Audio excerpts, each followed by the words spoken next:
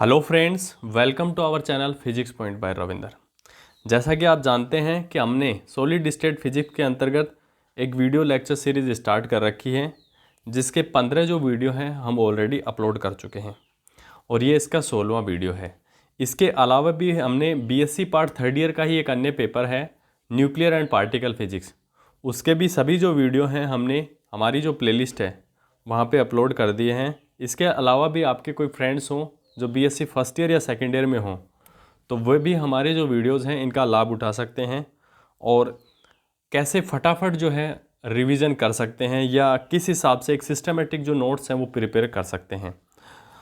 तो आज जो है हमारी जो फर्स्ट यूनिट है उसी के अंतर्गत आज का जो हमारा जो टॉपिक है वो है एक्स किरणों का विवर्तन, या जिसे अंग्रेजी में कहेंगे कि डिफ्रैक्शन ऑफ एक्स रेज। तो सबसे पहले देखो हम ये देखेंगे कि एक्स किरणों का जो विवर्तन है वो किस कंडीशन में होता है।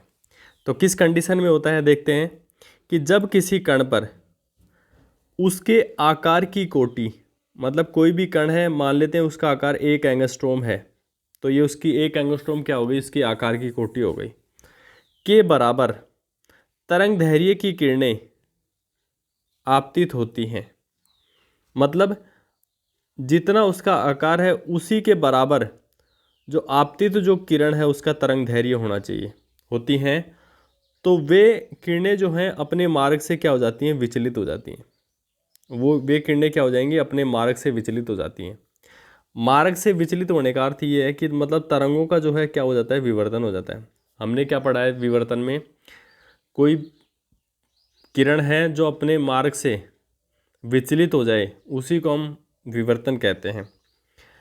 अब देखो मार्ग से विचलित हो जाती है अर्थात क्या हो जाता है, तरंगों का विवर्तन हो जाता है और ये किरणें परस्पर अध्यारोपित होकर संपोषी तथा विनाशी व्यतिकरण परिघटना द्वारा, मतलब देखो एक कण से एक किरण क्या हो रही है, विवर्तित हो रही है। तो ऐसे बहुत सारे कण होंगे तो उनसे बहुत सारी किरणें विवर्तित होंगी और ये जो किरणें हैं ये क्या होंगी, परस्पर विवर्तित होकर ये विवर्तित जो किरणें हैं वो परस्पर क्या होंगी, अध्यारोपित होकर, अध्यारोपण मतलब व्यतिकरण होगा, अध्यारोपित होकर संपोषी तथा विनाशी व्यतिकरण की परिघटना द्वारा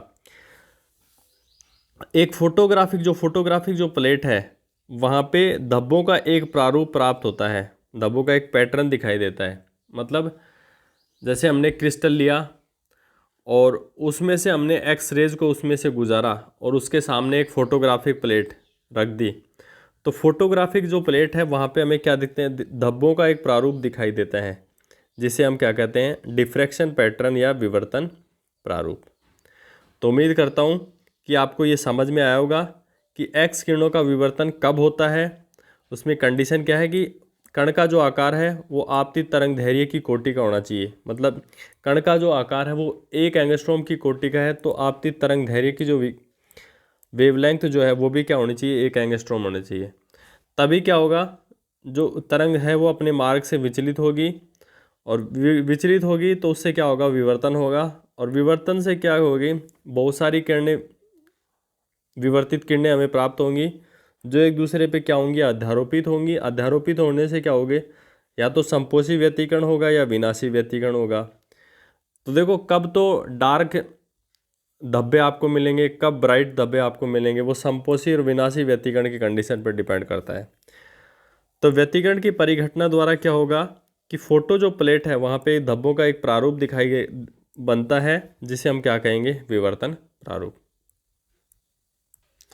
उससे आगे देखते हैं कि विवर्तन प्रारूप जो है तरंगों का अभिलाक्षणिक गुण है। देखो अभिलाक्षणिक गुण क्या होता है,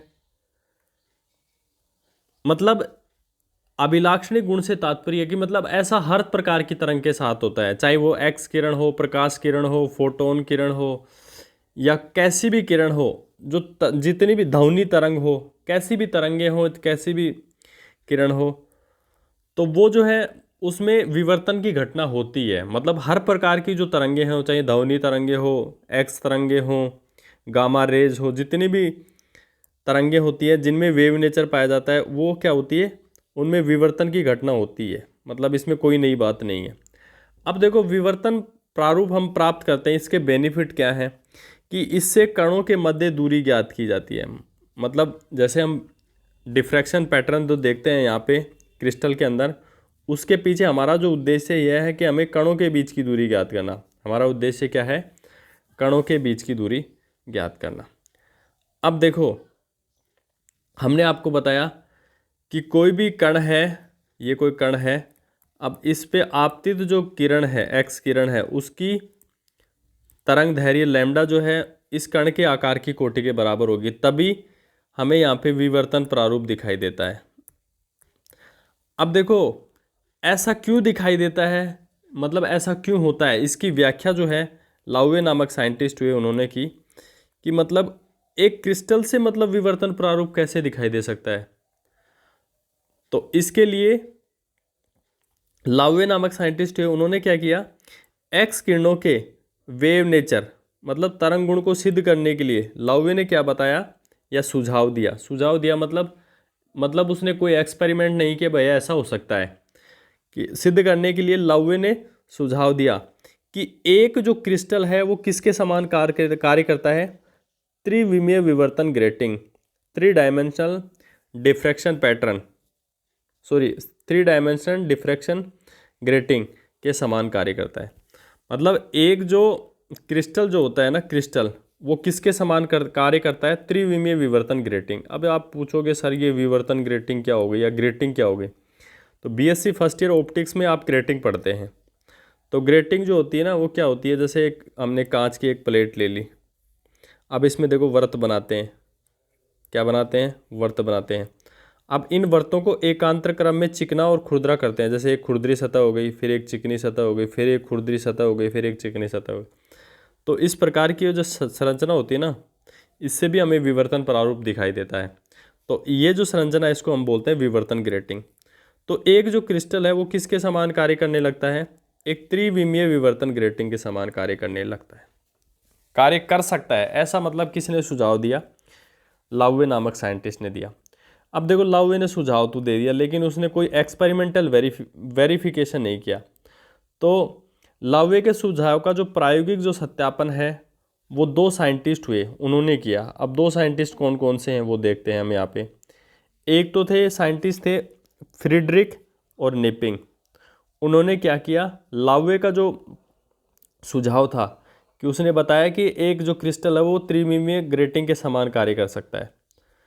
अब देखो इसने जो ये जो दो साइंटिस्ट थे उन्होंने एक्सपेरिमेंट कुछ इस हिसाब से किया कि एक एक्सरे ट्यूब ले ली।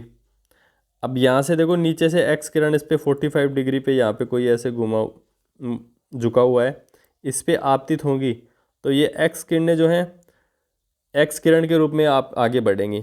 अब देखो यहाँ पे दो स्लिट S1 और S2 लगी हुई हैं।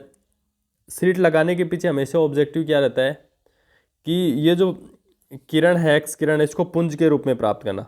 तो यहाँ से एक्स किरण पुंज हमें मिलेगा। अब इसको एक क्रिस्टल पे आपतित करते हैं। अब ये क्रिस्टल किसका है, ZnS का क्रिस्टल है, जिसको बोलते हैं हिंदी में जिंक ब्लेंड। तो जिंक ब्लेंड के क्रिस्टल पे आपतित करोगे तो यहाँ पे एक फोटोग्राफिक प्लेट लगी हुई आगे, तो आपको देखो ये ऐसे कुछ संरचना दिखाई दे, कणों का एक प्रतिरूप दिखाई देता है, विवर्तन प्रतिरूप दिखाई देता है, जिसे देखो लाउवे नामक साइंटिस्ट ने बताया, इसलिए उन्हीं के सम्मान में इस पैटर्न का नाम क्या दे दिया, लाउवे प्रारूप। तो उम्मीद करता हूँ कि ये चीज़ें हम नीचे आपको एक बार वैसे भी एक्सप्लेन कर देते हैं।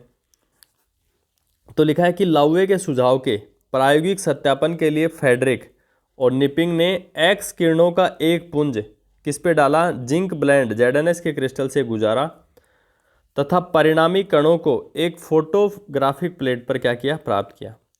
मतलब जो रिजल्टेंट जो पार्टिकल्स थे उनको किस पे प्राप्त किया, एक फोटोग्राफिक प्लेट पर प्राप्त किया। अब देखो फोटोग्राफिक प्लेट पे क्या होता है, फोटोग्राफिक प्लेट पर धब्बों का एक विशिष्ट प्रारूप प्राप्त होता है जिसे क्या कहते हैं, लाउवे प्रारूप या लाउवे पैटर्न कहते हैं। तो उम्मीद करता हूँ कि एक्स किरणों का जो विवर्तन है वो आपको यहाँ पे अच्छे से समझ में आया होगा। तो इसमें कुछ भी खास नहीं था, आप एक बार करोगे, दो बार देखोगे तो आपको बहुत अच्छे से समझ में आ जाएगा। और इसके बाद में जो हमारा जो टॉपिक होगा वो होगा ब्रैग समीकरण। तो उम्मीद करता हूँ कि आपको हमारी जो क्लास आज की अच्छी लगी होगी, आपको अच्छे से समझ में आया होगा। और देखो इस हिसाब से जो डिस्कस करने का जो ऑब्जेक्टिव है, उद्देश्य जो है, कि उसके पीछे का उद्देश्य यही है कि आपको देखो सिस्टमेटिक नोट्स भी बन जाते हैं और आपको समझ में भी आ जाती है। तो आज की क्लास में इतना ही, मिलते हैं नेक्स्ट क्लास में। तब तक के लिए नमस्कार, जय हिंद, जय भारत।